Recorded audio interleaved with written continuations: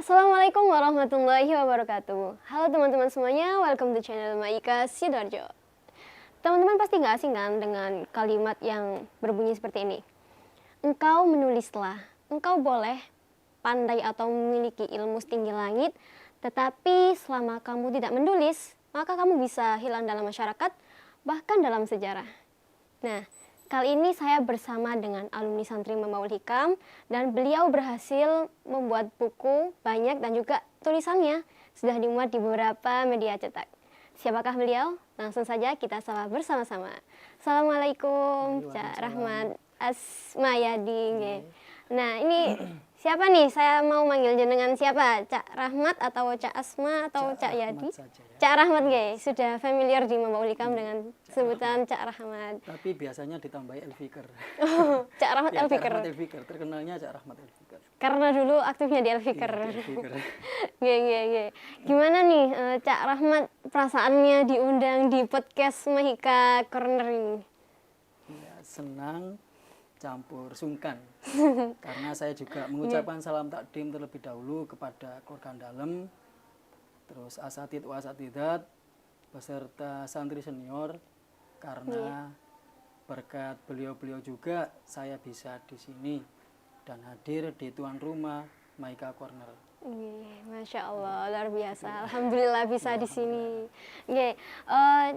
Sekarang kesibukan dari Cak Rahmat sendiri apa nih? Untuk kesibukan saya, kesibukan utama sebagai pengajar di instansi pemerintahan.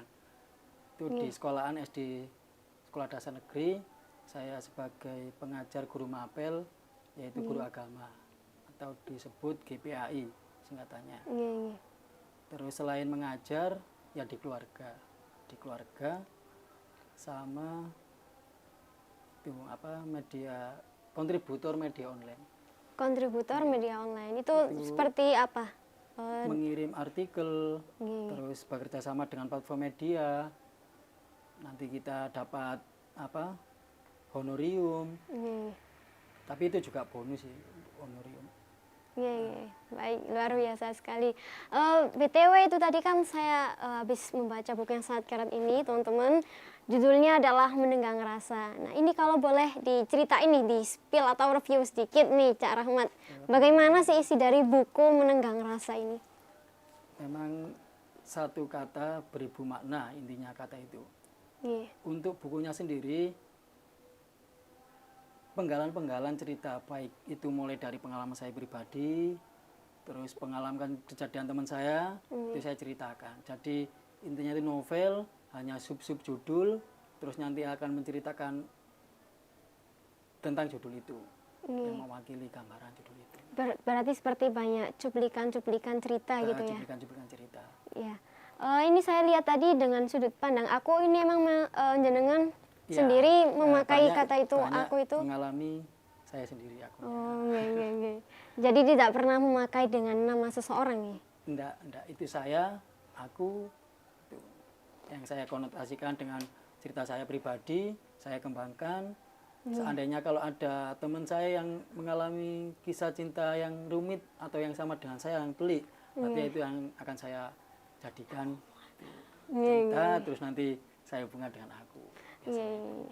Masya Allah, luar biasa sekali. Nih kalau boleh cerita nih Cak Rahmat, gimana nih pertama awal mula jenengan untuk tertarik di dunia kepenulisan dulu seperti apa? Awalnya sih karena rindu. Karena rindu. Karena Rindu dengan siapa nih? Ya bisa juga sih, kalau pasti ya lawan jenis ya. Kali aja rindu, sama orang tua. Terus sakit hati, patah hati, dan berawal dari buku pribadi. Dulu suka menulis seperti diary gitu? Diary itu juga saya pernah, dari pondok sih juga itu nulis, sepenggal cerita-cerita saya tulis, saya mengalir. Terus yang membuat termotivasi saya selain itu juga dari pejuang koran. Dari pejuang koran. Istilahnya itu mengadu nasib di koran. Dari situ saya ingin tulisan saya ini harus layak, harus bisa tampil di media cetak. Mengapa? Banyak ribuan profesor, sarjana bisa bicara tapi belum tentu bisa menulis. Masa saya betul. Iya, iya. Nah, ini menarik nih. Kalau menurut jenengan sendiri itu bagaimana untuk bisa cara menulis itu? Kan kadang orang itu juga sudah suka membaca tapi kesulitan dalam hal menulis. Bagaimana menurut jenengan? Mudah sih, karena menulis itu nggak butuh harus punya ijazah, Iya. ganteng, ayu, Iya. tampan, nggak harus seperti itu. Karena nulis juga nggak butuh biaya kan gitu. Bebas. Bebas, karena menulis itu juga pengabdian menurut saya. Jadi di mana kita mau mengabdi, ya minimal kita tulis secara mengalir. Karena apa? Kadang kita bisa bicara tapi belum tentu bisa menulis. Ya. Karena menulis itu ibarat bengkel sepeda. Nah, bener kan? Bagaimana kita mengotak-atik sepeda ini biar bisa jalan, kan itu bengkel sepeda. Saya ibarat seperti itu. Antara apa? Pengetahuan akal, realitas, dan kreativitas ini harus seimbang. Banyak sih anak-anak itu mau coba, saya ingin nulis, saya ingin jadi penulis, tapi nggak mau eksekusi. Ini yang menjadi kesulitan bagi pemuda-pemudi gitu loh. Karena dipikir nulis itu hal yang sangat jenuh atau gimana. Menurut saya sih enjoy aja. Karena apa, menulis itu juga hal yang nggak tabu lagi. Apalagi sekarang sudah online, sudah semua serba instan, kita googling, kita searching sudah tampil. Karena ada faktor satu itu, faktor klasik, takut salah. Ini takut itu yang membuat kita menjadi tidak mau mencoba. Alasan klasik lah menurut saya itu. Alasan juga yang menurut jenengan bisa membuat enjoy itu adalah bisa bebas meluapkan rasa ya, yang pertama itu. Iya, karena menulis itu apa? Terapi kebebasan. Terapi kebebasan. Dengan menulis saya bebas. Ya meskipun saat ini beberapa media juga IT yang lain apa? Ada pembatasan dalam ekspresi. Enggak lah, jangan takut. Kita nulis takut nanti salah. Ya kita lihat konteksnya menulisnya seperti apa. Jadi kalau menurut saya pribadi itu menulis seperti terapi kebebasan. Terapi kebebasan. Nah, kalau dulu jenengan ini waktu mondok atau membuat buku pertama, apakah genrenya itu langsung ke novel atau cerita gitu, atau sebuah motivasi gitu? Kalau jenengan sendiri tertariknya menulis saat itu? Dulu itu sempat saya ingin menceritakan kisah saya selama di pondok. Ingin membuat buku seperti itu, novel. Selama saya di mondok itu bagaimana? Nanti mulai dari kelas berapa nih, Cak? Oh, saya mondok itu dari kelas SMA. Dari SMA kelas 1 saya masuk di pondok, terus nggak sampai wisuda sih saya mondok. Itu 2011 saya formalnya, dinianya 2013. Nah, itu. Tapi saya bersamaan ketika itu 2011 juga selesai formalnya sekaligus sama dinianya. Maunya sih saya kulik tentang kisah pribadi saya di pondok, menarik untuk barangkali dibuat apa itu. Buat buku, buat tulisan. Cuma minimal sih koleksi pribadi aja. Minimal, ya. Kalau boleh tahu nih, bagaimana jenengan menyusun tulisan itu sendiri waktu itu? Dapat idenya atau gimana? Ya, dari dapat idenya atau bagaimana menjadikan sebuah tulisan itu sendiri, yang pertama atau sih, beberapa buku sudah. Pertama sih kita harus menyendiri sih. Menyendiri dulu, terus paling enggak kita setiap ada waktu senggang kita punya ide. Ada ide. Itu langsung kita catat. Minimal sedia pulpen sama kertas. Sekarang kan sudah nggak zamannya kan ya. Ada HP, di note, bisa di note itu. Jadi kita catat, oh judulnya ini, langsung kerangkanya ini, nanti kita kembangkan. Lah ngembangkannya itu ya kita pasti dari membaca. Dari membaca. Karena kata-kata ilmiah itu juga kita yang sulit. Nggih. Harus banyak membaca kalau ilmiah itu. Nah, ini juga menarik nih. Sebelumnya apakah dari Cak Rahmat sendiri sudah ada hobi atau habit yang jenengan bangun waktu di pondok pesantren? Kalau hobi nggak ada saya. Cuma intinya saya ini ya mengalir aja, ya dinia, sekolah formal, terus hubungan dengan sosial, dengan dalam, ya seperti itu, seperti mana biasanya. Cuma yang membedakan saya hubungannya dengan hobi yaitu tadi buat diary. Jadi anak-anak kan pada umumnya ya ada lah anak pondok yang buat diary cuma tidak terekspos satu dua ya, jadi saya itu ya, hobinya itu buat diary itu aja gitu. Hobi saya di pondok ya hampir sama dengan anak-anak yang lain ya wis. Kalau ada waktu luang ya wis dibuat tidur atau dibuat sepak bola ya dibuat latihan-latihan. Terus kalau misalnya nih jenengan kan tadi bilang sering kayak me time gitu ya, dari luang-luang waktu suka menulis. Nah, itu apakah pernah jenengan itu merasakan nggak mood dalam menulis gitu? Kesulitannya? Iya, kesulitan atau aduh tiba-tiba kayak mogok nggak pin menulis gitu? Ada sih, mungkin ya ada sebuah masalah atau apa itu yang membuat kita tidak bisa menulis. Atau kesibukan karena gitu? menulis itu harus butuh waktu sendiri. Karena di lain waktu sendiri ya entah itu saya ingin mengembangkan mood, ingin mengembangkan ide saya, yaitu dari membaca. Karena membaca itu juga nggak harus ke perpustakaan. Sekarang sudah bisa kan langsung lewat HP itu. Saya punya pengalaman pribadi sih dari membaca itu. Setelah gajian ya kan kerja, terus beli buku lah yang menarik. Entah itu siapa yang saya fan, entah itu yang siapa yang suka, sastrawan siapa, saya beli. Seseorang yang jadi public figure buat jenengan mungkin pernah lah ya. Oh menarik bukunya saya beli gitu.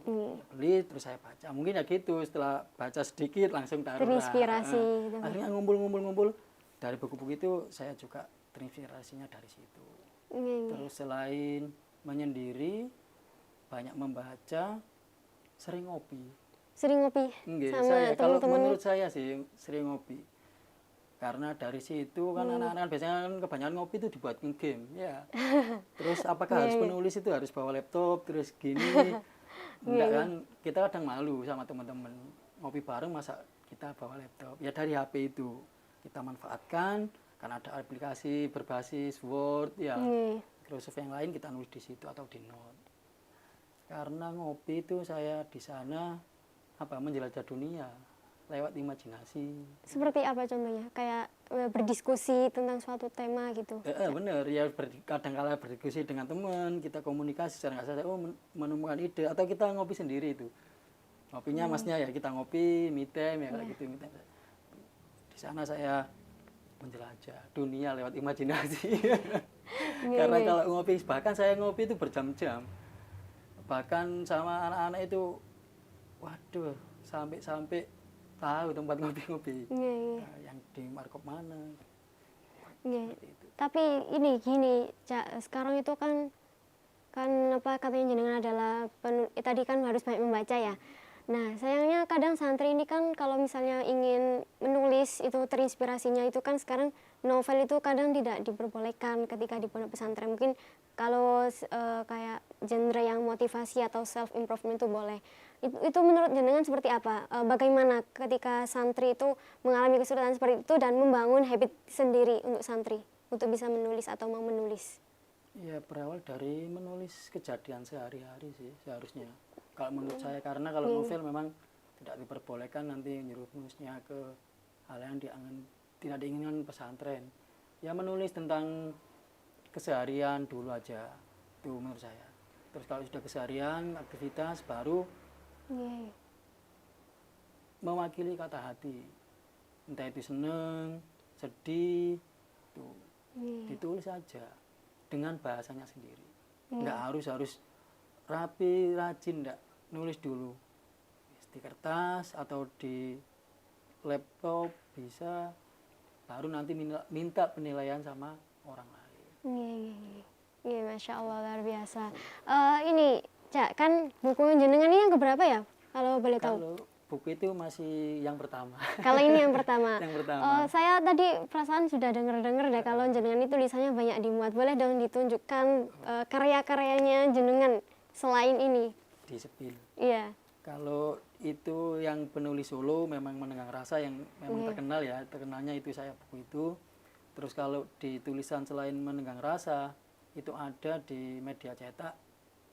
Boleh disepil ya? Iya boleh. Iya boleh disepil. Ini ya, Kang? Ya, ini ada itu apa media yang pernah saya tulis kayak Surya, Duta Masyarakat, sama itu traveling. Ini Itu juga dari ada mulai lagi. tahun berapa ya Ini yang saya kayak media cetak ini media cetak? mulai dari 2018 2018 sampai sekarang. Iya, iya. Dibilang masih baru sih seharusnya 2018. Masih baru karena saya berkecimpung di dunia tulis menulis itu baru 2017. Tulisan 2017. pertama saya terkirim di sebuah platform media online itu 2017. Baru setelah itu saya termotivasi untuk selalu menulis dan menulis. Hampir nggak pernah apa ya, waktu luang pasti nulis. Setiap hari nulis. Jadi sebuah Makanya sampai habit. saya sampai dibilang sama teman-teman itu seorang pemikir. Nggak enak saya. Iya, iya, iya. Itu seperti itu. Iya. Kemudian yang selanjutnya ada apa lagi selain media cetak? Ini ada antologi, ini cuma kumpul-kumpulan apa puisi. Jadi kalau kita ikut lomba, ikut event, nanti yang juara 1 akan menjadi nama penulis utama di sini. Terus selanjutnya Itu karya jenengan sendiri atau gabungan sama teman-teman? Collabs. Oh, collab Ya, nih. collab sama teman-teman komunitas menulis itu. Iya, iya. Isinya puisi-puisi. Intinya tentang puisi-puisi yang judulnya tentang piano. Iya. Seharusnya ada 2 sih, cuma satunya saya tidak punya yang versi cetaknya. Iya. Itu judulnya Rumah. Jadi kumpulan puisi tentang rumah itu. Covernya warna biru kalau nggak salah. Iya, iya. Ini menarik deh, Cak. Kan menulis sebuah puisi itu butuh kayak peluapan jiwa ya dari yang terdalam gitu. Itu menurut jenengan bagaimana untuk bisa menulis sebuah puisi itu? Apakah jenengan harus galau dulu atau putus cinta dulu atau Iya, seperti memang apa, bener, Cak? memang benar. Kalau memang dibilang galau, putus cinta memang bener jenengan. Karena apa? Dari situ saya bisa banyak tulisan malahan. Banyak meluapkan Kembangkan, keluh kesah. apalagi setelah putus cinta ya kita seneng, kita tapi dia menolak. Waduh, ini yang sakit banget. Akhirnya saya buat cerita itu. Iya, iya, Ya, iya. ya gimana lagi? Soalnya buku yang saya tulis kan tentang romance. Ya, Banyak tentang betul. romansnya. Terus termasuk puisi. Puisi itu juga itu tadi hiking, traveling itu dari situ. Cuma saya dulu selain penulis terkenalnya juga suka ndaki. Pernah sih rambut saya gondrong gitu. Cuma jarang saya publis saja. Karena di cover itu juga ada sih itu rambut saya gondrong di cover belakang itu. Iya, di tentang profil penulis. profil penulis. Saya sepil di situ. Iya, iya. Untuk yang selanjutnya selain Selain itu ini juga ada opini. Ini saya opini ini media lokal di majalah Gema Delta. Jadi saya nulis opini selain apa artikel tentang cinta, terus tentang berita online juga tentang opini. Jadi ini kayak yang marahin tentang pendidikan. Ya, itu perlu jenengan disikapi. komentari Nah, saya gitu. komentari dengan versi saya biar apa? Kita harus tadi kebebasan pers ya, meluapkan kebebasan kita, berekspresi. Oh, bagaimana sih pendidikan yang baik itu? Nah, karena saya backgroundnya juga pendidikan, jadi saya nguliknya ini di pendidikan. Jadi ini kalau nggak salah masih ada judulnya ini. Saya perlihatkan. Malah dimuat 2 halaman ini penuh. 2 halaman. Nilai Opini konstruktif. itu tahun berapa ya? Ini opininya tahun 2018 ini. 2018. Ya, 2018 ini. Gema Delta edisi 116 2018. Iya, iya. 2 halaman penuh. Iya, iya. Tipsnya dong, Cak, kan nggak sembarangan tulisan tuh bisa masuk di sebuah Bisa majalah. publis, Nah, bisa itu bagaimana jenengan lolos. bisa masuk di dalam tulisan majalah Gema Delta tersebut? Memang saya cari-cari informasi sih. Ingin sekali-sekali saya juga tampil di media lokal. Selama ini kan saya di sana, di Jogja, itu yang platform Ipwe, terus ada juga yang Detik, Opini itu juga publis 2019, mengulik tentang politik. Kan saingannya kan juga bukan dari apa kalangan sarjana saja, magister, dokter, yang memang berkompeten dalam hal yang ditulis. Jadi saya coba email itu pertama kali, oh ini ada majalah Pena, itu yang terkenal. Itu salah satu Pak Sol dulu itu, Pak Solihuddin. Guru kita itu juga pernah menjadi redaktur, juga pernah menyumbangkan berita di sana, opini. Saya menarik, maksudnya saya tertarik. Oh Pak Sol seperti itu. Termotivasi. Saya ikuti jejak beliau, itu juga salah satunya motivasi guru. Pernah ditolak atau Iya, langsung? pernah sering, malah sering. Kayak di Kompas, terus Jawa Pos, online itu ya langsung, penolakannya langsung. Jadi sekarang saya email, besok kalau enggak, nanti malam langsung. Maaf, tulisan Anda yang berjudul ini, tentang ini, ditolak, dikasih alasan. Mungkin itu kurang kata, atau kurang menarik. Ini dari jenengan apa nggak ada rasa putus asa atau nggak mood gitu ketika ditolak gitu, apalagi berkali-kali Ya, kan? pasti. Pertama yang kita terima adalah mental kita down. Harus ada rasa siap menerima itu ya? Itu memang siap, harus siap. Duh, apalagi males gitu, langsung penolakan. Tapi harus mencoba, karena kita nggak tahu. Setiap platform itu pasti punya konsumtif sendiri-sendiri. Kayak penulisannya, oh ini menarik buat itu. Kita juga harus mengetahui, kita ngirim di Kompas itu bagaimana cirinya. Dijawab. Iya. Untuk selanjutnya mungkin selain itu banyak ya. Ya ini ada buku tentang pendidikan, tapi ini juga alhamdulillah berkahnya para guru juga. Ini buku Al-Quran Hadis yang biasanya yang dikonsumtif di madrasah tidak. Madrasah. Ini buku Al-Quran Hadis kelas 5. Saya ini yang solo, yang antologi ada. Kelas 3 kalau nggak salah, Al-Quran Hadis kelas 3 itu 3 penulis, saya dan 2 orang yang lainnya. Itu sejak tahun berapa jenengan mulai di dunia pendidikan? Dunia pendidikan ini dicetakan 2019. 2019. Jadi nggak tahu awal mulanya kok kenapa saya dimasuk di sini, juga merupakan hal yang positif itu loh.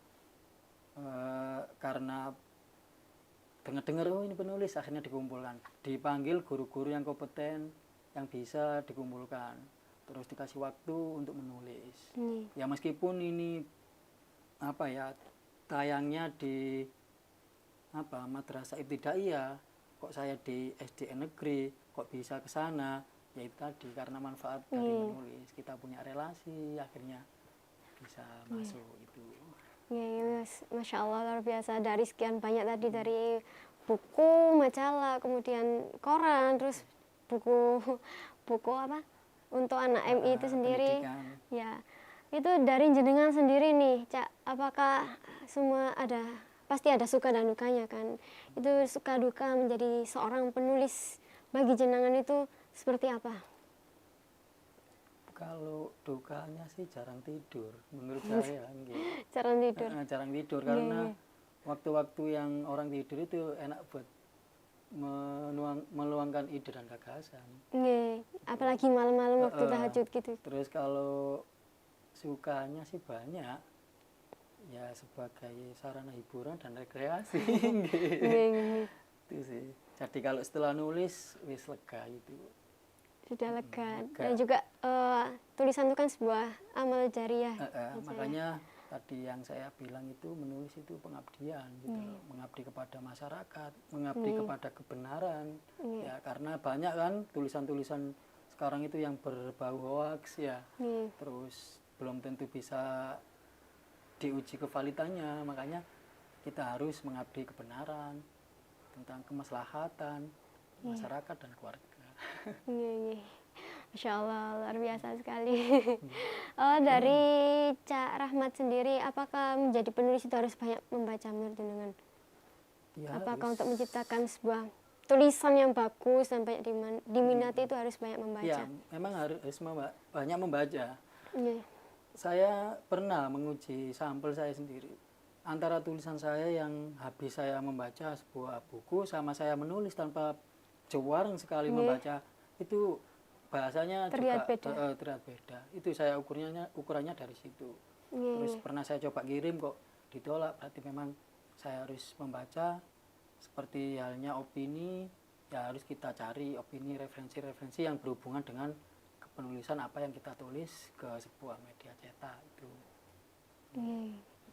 Oh iya Cak, tadi kan jenengan bilang juga harus banyak membaca ya. Membacanya itu kita itu harus membaca dari genre yang paling disukain atau yang seperti apa untuk bisa menulis itu? Untuk saya pribadi itu dari sastrawan, kayak motivasi itu. Itu Kata yang jenengan Mutiara, sukain berarti? itu yang saya sukai. Oh, Kalau iya. sastrawan, Sohoki, Pramudia Anantatur Iya. itu. Berarti sesuai genre yang memang menurut kita di situ tertarik. Gitu. Khairul Anwar itu kan tentang Iya. kebebasan bersuara, bagaimana menceritakan apa Orde Lama, ya nulis langsung diculik, ya nulis diculik langsung kan, itu juga merupakan sebuah pembatasan. Makanya saya dari situ ingin apa ya, kebebasan, Iya. ingin menjadi apa ya, mewakili diri saya pribadi menurut kacamata saya pribadi. Itu bagaimana.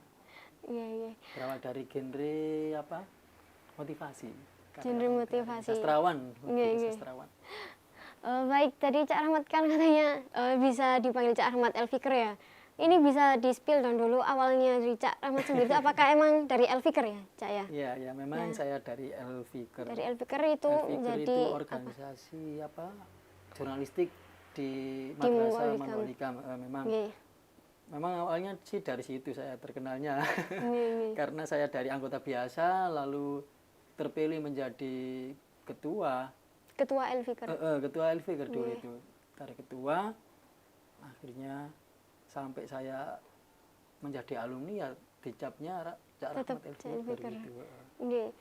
Terus dulu awal mula menulis juga apakah kuliahnya itu di dunia kepenulisan jenengan? Nah, pertanyaan yang menarik itu ya. Karena apa? Saya itu dikira lulusan sastra, Iya. dikira lulusan anak fisip, anak demo. Iya. Kan dilihat tadi kan banyak mengarangkan gitu. Benar, Apakah benar. latar belakangnya juga kuliah di dunia yang penulisan? Enggak sih, latar belakang saya ini ya dari keluarga yang biasa, nggak ada basis penulis apa, keluarga saya nggak ada. Ya saya cuma ingin apa ya, bahasa Jawanya itu ngasak. Ngasak itu ya berjuang rono ini gitu loh ya bahasa Darjonya. Jadi dari situ saya mencari otodidak pengalaman dari Elfikr masuk ke dunia perkampusan sangat jauh dari dunia tulis menulis. Wong dunia saya itu pendidikan, guru PAI. Ya, saya ketemu teman dibilang anak fisip, ketemu teman dibilang lulusan sastra, dibilang lulusan bahasa Indonesia. Itu padahal bukan. Iya, iya, iya. Dulu berarti jurusan apa ya dari jenengan sendiri? Kalau kuliah saya jurusannya dari pendidikan atau tarbiyah, lebih tepatnya mapel atau PAI. PAI. PAI, Iya. Pendidikan Agama Islam. Iya, oke, Masya Allah, luar biasa sekali ya teman-teman. Oke, dari sini saya bisa menangkap bahwa sangat pentingnya menulis karena tadi seperti yang Cak Rahmat bilang bahwa menulis adalah sebuah pengabdian. Dan juga terutama untuk santri-santri ini, jangan sampai lupa ya atau menyempatkan waktu untuk menulis dan kita bisa memulai untuk menulis itu sendiri dengan cara menulis pengalaman kita pribadi di pondok dan juga memulai dengan genre yang kita sukai atau mencari role model penulis yang kita sukain begitu. Oke, dari Cak Rahmat nih sebelum kita mengakhiri podcast Mahika Corner ini, adakah closing statement atau motivasi untuk penonton setia Mahika Corner? Monggo. Ini yang susah ini. Ya, Iya. begini. Kita itu banyak ya, seharusnya ingin menjadi cita-cita tinggi. Ya. Kita nggak perlu repot-repot. Istilahnya bahasanya Sidoarjo itu mengecat dunia. Jadi kita nggak usah repot-repot mengecat dunia. Ya, apa yang kita inginkan, apa yang kita butuhkan, ya, melihat kacamata kita sendiri. Sesuai dengan warna kacamata kita sendiri. Apa yang kita inginkan. Ya. Intinya ya gitu. Nggak usah repot-repot mengecat dunia. Ya. Apa yang kita inginkan, ya itu. Lihat kacamata dan warna apa yang kita inginkan. Kita ingin begini ya kita lakukan aja apa kita. Terus lagi positif. Terus yang kedua tentang guru kita juga, saya termotivasi dari almarhum Bapak atau sekaligus guru saya Haji Ahmad Alawi Iya. atau Pak Afla pernah bilang kepada saya seperti ini, Rahmat, hati yang paling dalam atau kata hati itu adalah guru kita. Jadi hati yang paling kecil, kata hati itu adalah guru kita. Masih ingat saya dari sekarang, itu yang saya ingat. Terus kamu harus bisa keluar dari kotak, kamu jangan minder itu. Karena saya ini kan anaknya sungkan, penakut, malu gitu. Disuruh harus kuat, harus bisa keluar dari dobrak. Mungkin sampai sekarang saya seperti ini juga dari motivasi beliau. Guru atau kata hati yang paling dalam, yang paling kecil itu adalah guru. Kita kan sempat sering, oh ini baik, oh ini itu guru kita seharusnya. Kita ikuti itu. Ya kadang kita terhalang oleh hawa nafsu, males. Terus yang ketiga tentang kepenulisan ya pastinya menulis ditambah membaca sama dengan memotret. Ya itu sih. Kok jadi memotret? Iya memotret karena apa, tentang keabadian. Tentang menulis ditambah membaca sama dengan memotret. Kalau menulis kemudian memotret tidak perlu membaca, tidak jadi memotret. Nah itu satu paket menurut saya. Satu paket. Membaca ditambah menulis sama dengan memotret itu. Terus untuk menghasilkan memotret yang bagus harus dua-duanya itu harus saling satu berhubungan. Terus sama juga tadi yang disampaikan di pembuka sama Mbak Jenengan, karena menulis sepandai-pandai orang boleh setinggi langit, tapi kalau nggak menulis akan hilang di dalam tengah zaman. Mudah-mudahan kita nggak di dalam sejarah zaman. Karena ya, menulis itu juga tentang ikhtiar. Keabadian. Meskipun kita sudah meninggal, nggak ada, tulisan itu tetap masih bisa dibaca, masih bisa dikonsumtif dengan minimal keluarga, teman. Sudah kan. Mungkin itu saja yang saya kutip. Masya Allah, luar biasa sekali ya teman-teman ya. Untuk Cak Rahmat, terima kasih sudah meluangkan waktunya di tengah kesibukannya. Semoga lain kali dan lain kesempatan kita bisa bertemu lagi di podcast Maika Corner yang luar biasa ini. Oke, untuk teman-teman jangan lupa untuk like, comment, and subscribe. Dan juga jangan lupa aktifkan alarm biar nggak ketinggalan video-video kita selanjutnya. Oke, see you next time. See you di podcast kita selanjutnya. Wassalamualaikum warahmatullahi wabarakatuh.